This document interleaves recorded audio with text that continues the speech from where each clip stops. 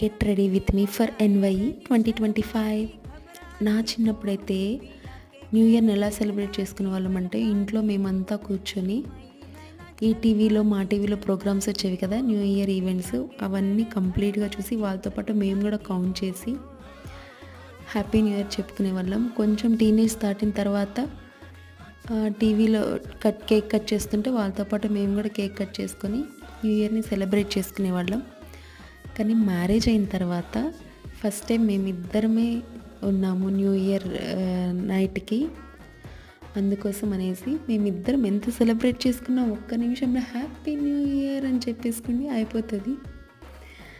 అందుకే కొంచెం చేంజ్ కోసం కొద్దిగా మెమరీస్ కూడా ఉండాలి అనేసి నేను న్యూ ఇయర్ ఈవెంట్కి టికెట్స్ బుక్ చేసుకున్నాను తాజ్ డక్కన్లో. సో దానికి వెళ్ళేదానికి రెడీ అవుతున్నాను.